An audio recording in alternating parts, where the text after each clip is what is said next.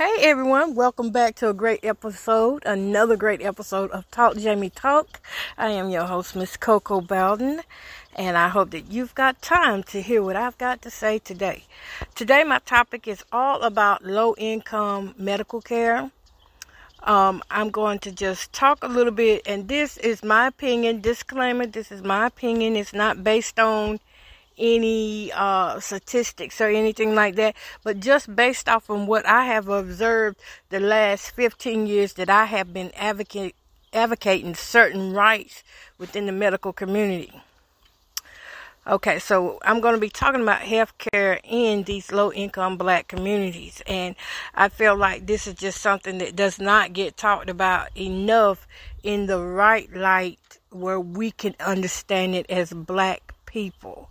And I'm talking about low income. So when I say low income, it may be that they may know things and they may not know things. But anyway, they're below the poverty line.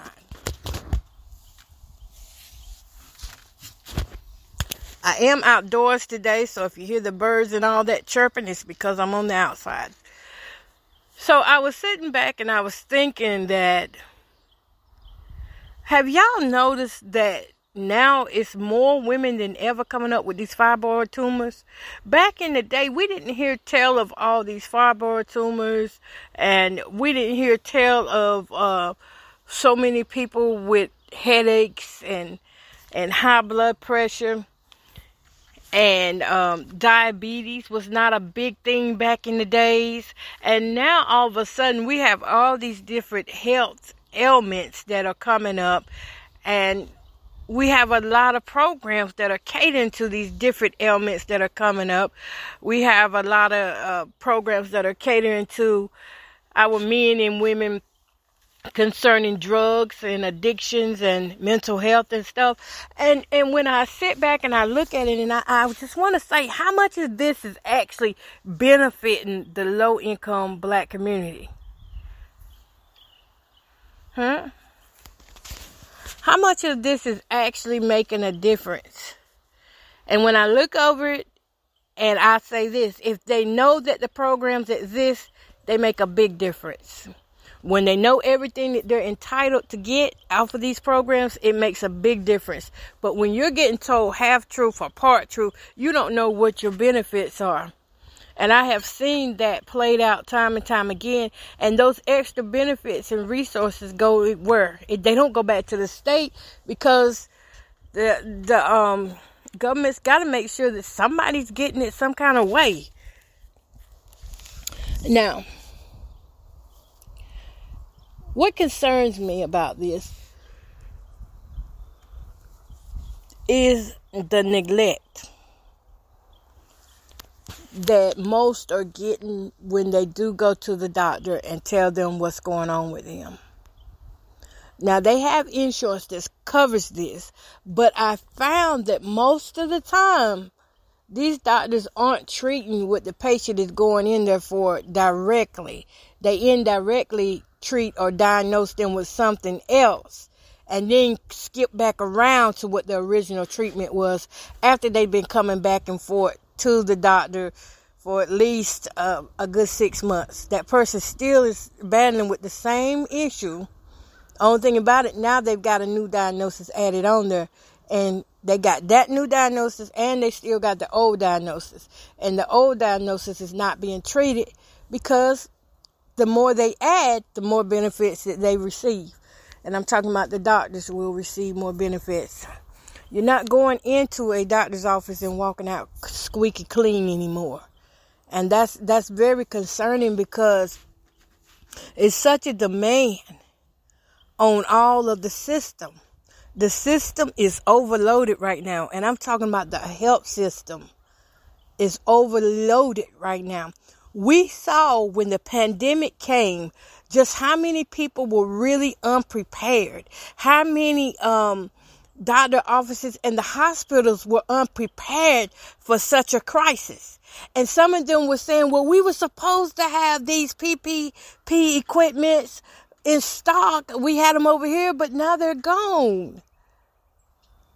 Some were saying, well, we had funds over here, but the funds are missing, misappropriated.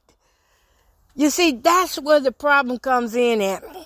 When funds get misappropriated and ears get turned to what the real problem is. If a black woman walks in to a doctor's office right now and says that, I'm just going to use this as an example because it's something that I recently saw myself. They walk in and say, hey, I got heavy bleeding. The doctor automatically tells them to lose weight. Just chunks it off as it's your weight making you like this. It's your weight making you sick. It's your weight making you tired. Claiming all these different things, every ailment that this person walks in for, now they are assuming that it's the weight. I have been there. It's happened to me before. I have walked into a doctor's office and I say, well, hey, this here is hurting on me today. This is why I'm here. And they would say, have you considered weight loss? Have you considered weight loss surgery? Giving insult to the reason why I am there to start with. Now, some things are weight related. Don't get me wrong. Some things are. Because if you're heavy, you're going to have some complications. That just goes along with how our bodies are. We will have some complications. But then there are some things that are just not related to our weight. But yet, that's how it's going to be treated. So they're going to minimize what our real problem is. And give us the problem they know that they can get paid the most for. Now it's a real thing. It's a real thing out here. That's why healthcare is tricky. That's why the system is overloaded. That's why it's breaking, because they're not treating patients. They are treating pockets. They're not treating you as a patient. They're treating your pocket. They look at your pocket before they give you a diagnosis. If you're getting Medicaid and Medicare, they're going to milk that, of course, for as much as they can get. That's why if you come in there with such a small thing such as heavy bleeding or something, well, it's not small, but, some doctors will say it is a small thing, but we can make it bigger. Let's make this thing bigger. You don't have just a little tumor. Now you have a big tumor. Let's call it a mass. How you word things make a difference. They get paid based on wording. And if you know how to put the right word salad out there, they're going to get paid a lot. And you will still be the one in pain. You will still be the one go home sick. You'll be still the one with the headaches, the high blood pressure. You're going to be basically an experiment. And this is the thing that our grandparents, I'm going to say, grandparents and great-great-grandparents. This is the things that they were fighting against back in their days in the 70s, the 50s, the 60s, the 40s. The 30s, they were saying, we do not want to be guinea pigs. We don't want to be experimented on. That's what they were saying back in the days. That's why a lot of them that's up in their age right now, they don't want to do no kind of surgeries or anything because they knew what came along with experiments. Experiment meant one thing. The government was going to get richer and the poor was going to get poorer. That's what it meant. That's exactly what it meant. You let us experiment on you, and the reason why they experiment on us lower income people is because they want to know what they can give, what they can give the rich to keep the rich living. That's what they want to know. Which one of these medicines is working really good so that when the rich man walks in, we'll make sure that they're going to be fine. We'll make sure that we've already tested this product on a human without their permission. See, we think we be going to the doctor just to get well and get our prescriptions and stuff, but it's a little bit more to it than that. I do surveys from time to time, and some of these surveys are health surveys, and there are specific questions on there they ask you, and when this is how they profile you. They give you a profile. This such and such person is, let's say, 350 pounds. She's got brown eyes. She's got black hair. She's age 47. She's got this. Then they ask you for a health profile. You tell them all your ailments that you got on that health profile.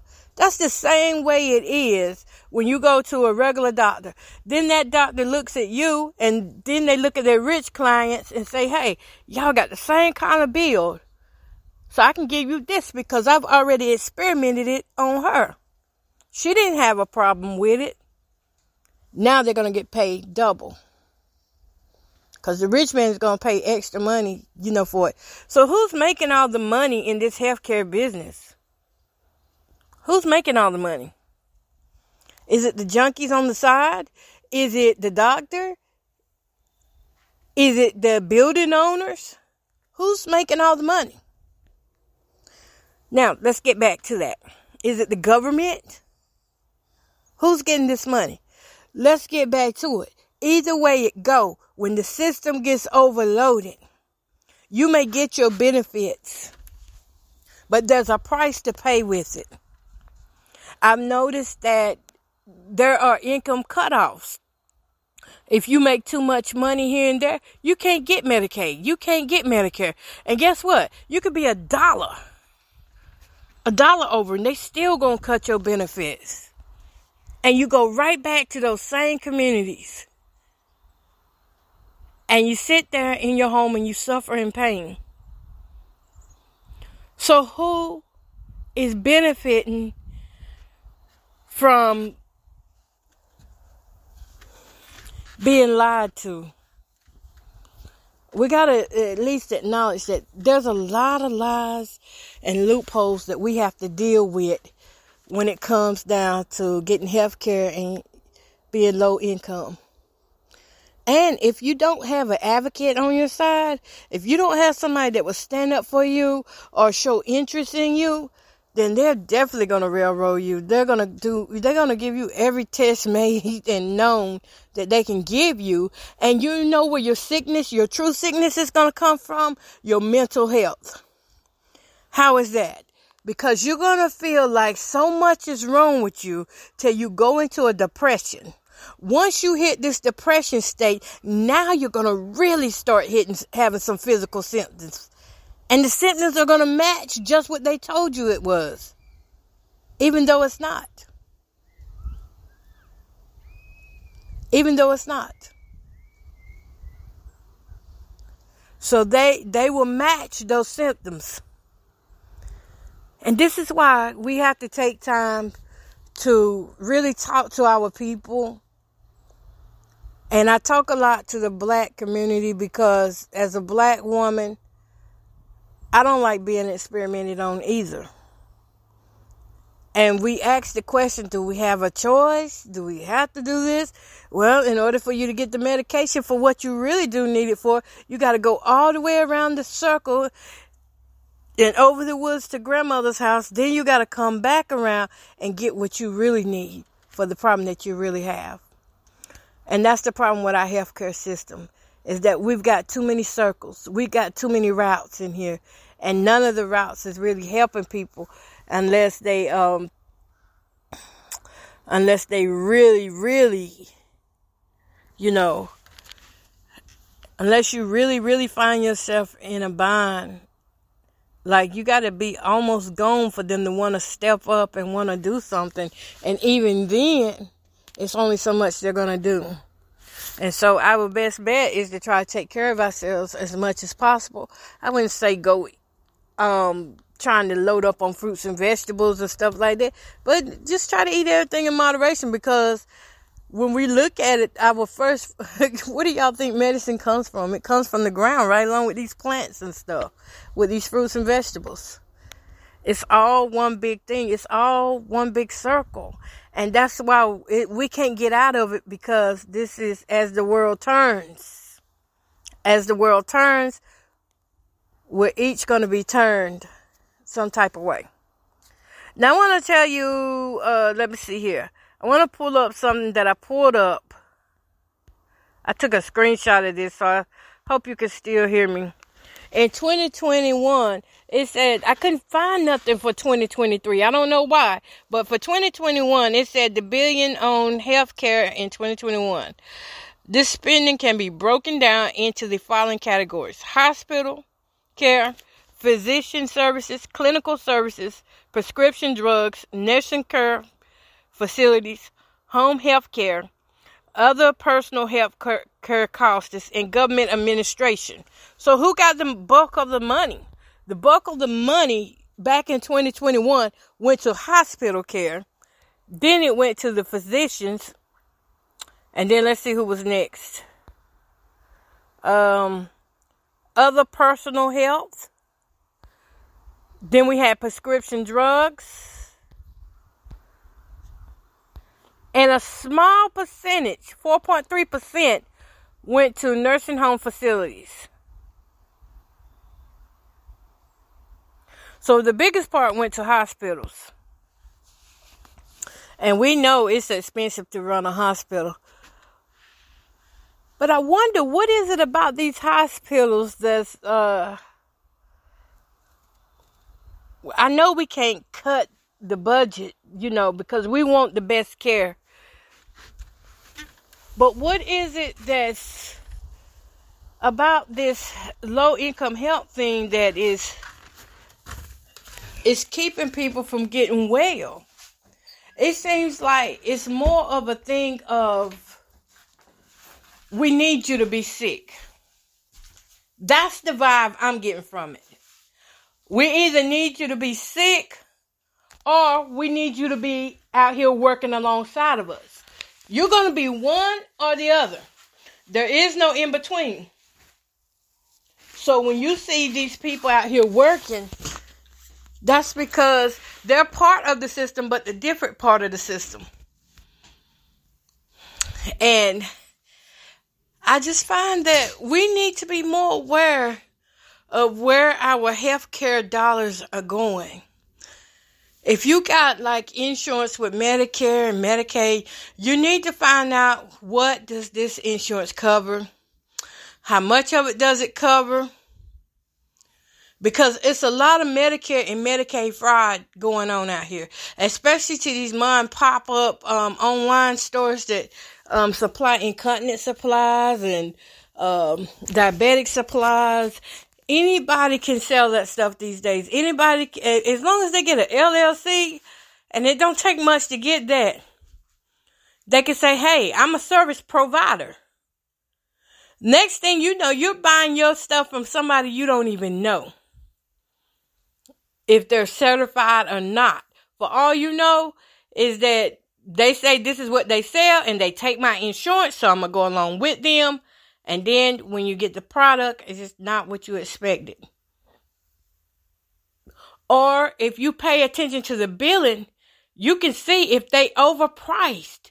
Listen, it's our responsibility to know the prices of what the insurance companies are paying. Whether it's Medicaid, I'm talking to low-income people, so of course I'm going to be talking about Medicaid and Medicare. It's up to us to know, how much is these diapers costing? Because if something doesn't get paid, that bill is coming back on you. So you have a right, even though you're on Medicaid and Medicare, you have a right to still question, what is the price of this? Why is this price this much? Why isn't it that? You have a right to question. Because when you get that billing statement is coming to you as well as it does to your insurance provider. Now, this year, I've gotten a big runaround. So, for all my blacklisted folks out there, you're going to get a runaround when it comes down to your billing. This year, I got more statements that said I owed the hospital and said that I owed, I'm not going to name any companies, but one of the companies where I get my glove supply and one company where I get my breathing supply, they keep saying I owe this money, but my insurance company had paid that money. And so there was several times, even with the hospitals, 2 times with the hospitals, they sent me these small invoice statements. You owe $2.56. I paid it. Then my insurance company turns around and says, Okay, well, we're sorry you didn't know that. Let us send you this check for $2.56. I'm not kidding you. They sent me a check for $2.56. This other amount, $43 and something. I've been paying, with this copay thing. And they said, well, you wasn't supposed to pay that. Let us go ahead and send you back a check on that amount. You see what I'm saying? And some of this stuff is not mistakes. Some of this stuff is happening to bring mental torture to your minds. To get you confused, to get you lost in the system. Not only will you need a physician, but you're going to need a therapist by the time they get done with you. And then that's more money going out. Speaking of that, I went to a therapy session. Everything was supposed to have been paid for. I got billed later, said you owe such and such amount. I paid that amount. Guess what? Here comes another woman saying, oh, but you don't owe that. Let us give this back to you. How is this happening? This should not be happening for all these visits. It should not be happening. This is why I say we are responsible for making sure we know the prices of everything that we do. They want to bill, but they don't want to tell us the prices of what they're doing. And I think that it should be made by law that they give us an upfront price before they even talk to our insurance companies. It's not right for them to just go and file our insurances and don't give us a price. A lot of times, we don't know what that price of that bill is going to be or the price of that exam is going to be until after it has been processed through our insurance company. And I don't know about y'all, but see, I just didn't know any better. I thought back in the day, really, y'all, and I hope I'm not the only one that thought like this because, I'm not no dumb person, but I honestly thought that Medicare and Medicaid back in the days was in charge. Like whatever they say went. And that's not true, y'all. It's not true. You get on board. It's your health, your body. You have a right to speak up for what you believe and what you don't believe. Don't let these people back you into a corner telling you, well, this is how it's going to be. No, you read your paperwork. These paperwork should be coming out this month for the new year, the 2024, the manuals and stuff. Read that stuff. Read and see what's in there. What does your coverage cover? You got to read and find out. If you don't find out, you're going to be sitting somewhere and you're going to be on money that you shouldn't be on. Because some of these doctors aren't going to tell you that if they feel like you can pay it, they're going to let you go ahead and pay it. And they're going to get paid off of Medicaid and Medicare too. So it's our responsibility to keep a check on that. Low income people most of the time do not know that they have a choice. And they're not going to explain this to you when you go to social services and fill out your information forms. They're not going to explain it to you. They're not going to say that you can choose to, when you first filling out, they'll be like, you can choose which provider you want, but they don't tell you the in-between details. And this is why you've got to read it yourself. If you do not understand it, get somebody to help you understand what's going on with your coverage, because it's too much fraud out here these days. It's a lot of fraud. I read in one place, the New York Times just took a nursing home down because they were receiving, I want to say millions, or was it trillions? Let me see. I may have screenshotted it. Let me see. Did I save that? I don't think I did. But anyway, that company, that nursing home was receiving millions of dollars. The more money they receive, guess what that article said? That article said the more money they receive, the thinner their patients got. They were out here buying yachts. They were buying houses. They were buying properties, but they were not taking care of the residents. The more money they got, from Medicaid, and Medicaid is usually the one that kicks out the most when it comes down to staying in long-term care facilities. Medicare would do short-term facilities, but Medicaid kicks out for the long-term facilities. They were getting all this Medicaid money, all this government money, and the more they got, the thinner the patients got. Let that speak volumes to you. The more they get, the less you get. And this is why you need to know what your coverage covers. And I didn't realize a lot of this stuff, I didn't start realizing all of this stuff really until stuff started hitting me bad. Now, if you ever go into bad times and you need certain things, you will start to learn. And I don't want you to have to learn like the way I did. That's why I come on here, and that's why this show is called Talk Jamie Talk, because I want to talk what I know, not what I don't know. I don't do the statistic things because statistics is lying. How are they lying? Statistics is side up to show you one side of things and not the real actual side of things.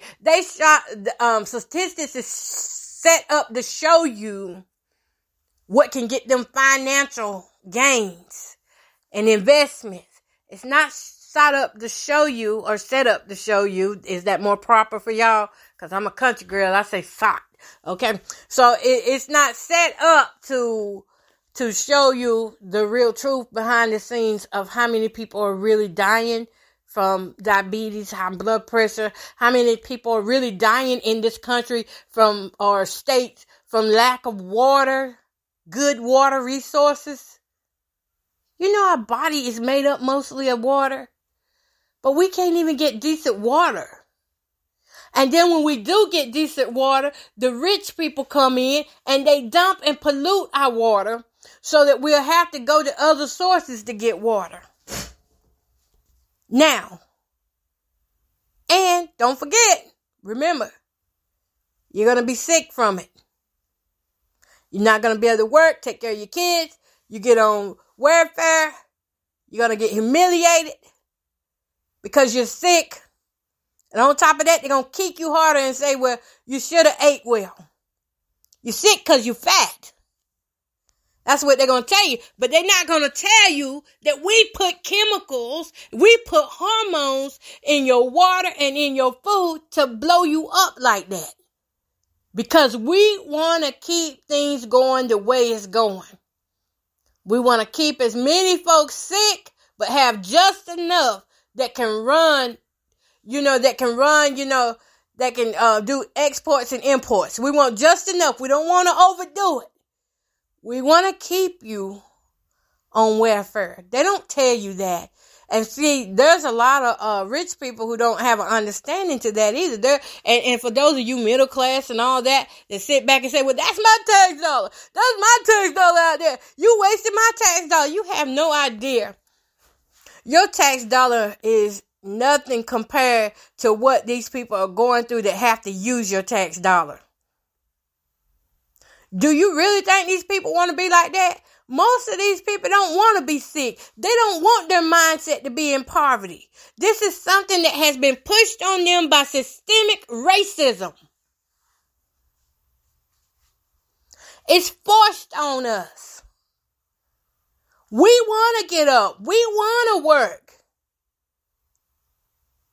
We want to do things. But we're in environments that won't let us get well. And no matter if we move to another environment, it may get good for a while, but then it's back to the old system. Because you're not going to outrun the system. You just learn how to live in it. You learn how to survive in it. This is the same system that slaves had back in the days. They were mentally tortured. They were spiritually tortured. And they were physically tortured. And to this day right now, this is the same thing that's going on. It's just done in a different way. Today we can do it with technology. We can torture you quicker with technology. We can cyberbully you. We can cyber stalk you quicker in today's society. than we could back then. Back then, in the 1800s and 1900s, we had horses and dogs that would sniff you down, run you down, track you down. Now we got technology and informants. People who will monitor you for a fee. And it's whatever we choose to give them. They don't even get to make their own price. It's whatever we choose to give them. Now, that's how the government speaks to us. That's the language, in case you don't understand what I'm saying. The other language they speak to us is we have a right to keep a good amount of people down because we don't want to see black people get but so high. And the only black people that you do that see that are so high, they can't do but so much. Only what we allow them to do. If you take Oprah Winfrey, for example, Oprah can do a lot of things. She's got a lot of money and she's doing a lot of stuff. And she's like, one of the richest people around. But I bet you there's certain doors that Oprah can't walk into. And there's certain doors that she's trying to work hard to get into. But she can't get into it. Because she's a black woman. So don't think that the more money, less problems. They're doing the mom and pop stores. When they would cut off side meats and stuff, they made sure to give those that were poor, they gave them the worst looking parts of the meat. You know why we eat crackers with our food like that? I'm sorry, y'all. My connection went out. I feel like there's a choice in everything where you can choose. If that's what you choose, then that's what you choose. But a beggar can choose whether to accept what is given to them or not. And that's where me and you kind of differ at. If you don't think that you have a choice in life, I believe we have a choice in life. And lately, I have come under the heat because I speak what I feel like I need to say. Because at the same time, while they take away most of our rights in health care and give us the scrap health care, I also feel like they take our voices away too. And give us the mute challenge where we don't say nothing. They do and push and push and push, and we don't say nothing. Y'all know good and well, a lot of your grandparents and great-grandparents, you know some of the treatment they received in the hospitals before they left this world. You know they didn't deserve that, and you still wear that on your conscience right now because you're wondering, what could I have done better? Because you knew it was wrong how they left from here. You knew they were treated wrong. You knew there could have been more done. You knew there was options, but you didn't know how to access them. And then you had doctors that were telling you one-way things, one-way wording, which means it was only their way, and they were looking so sincere in the face, and the whole time they were playing you. That's why people get second opinions. Third opinions. Something feels off, then you stay with your gut feeling it's off. Something's off. All right. So I hope that I have opened up somebody's eyes today to see that healthcare is good. It's Medicaid and Medicare is good because there's a lot of people in this world who need that extra government assistance help. No, you're not worse. No, I don't look down on anybody who receives assistance and stuff. I just say, be sure to know what your plans cover.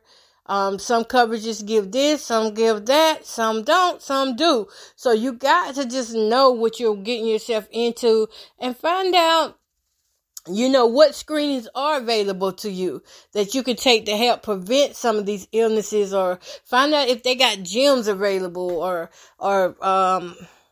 information pamphlets to help you with eating and dieting and stuff like that. Just find out. You'll never know until you actually dig down in there.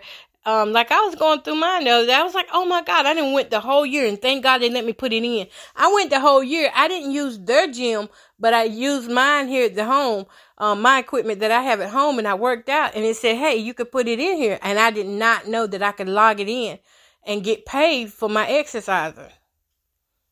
So every time I exercise, now I wait till the end of the week and I log it in. But I didn't know that was a thing. I thought I only had to be with that insurance company's gym in order to get it. But that was a misunderstanding on my end because I didn't read well. And that's why I came up with this topic today, low-income healthcare, because I feel like when we don't read everything that's put before us, we miss out on some opportunities that we do have, like reimbursement on gas vouchers. Reimbursement on trips to the grocery store, trips to the doctor, trips to the school. There's so many things you can get reimbursed for. And, we just don't know until we dig down into our plans, healthcare plans, and see.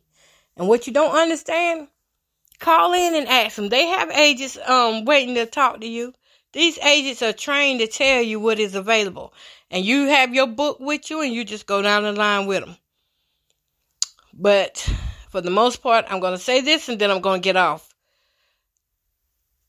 I hope I open your eyes to see that you are so much more than this world will ever see you for. And I want you to be encouraged and to get out here and get seen. Don't just let the word salad get to you. Those words like low income families and stuff.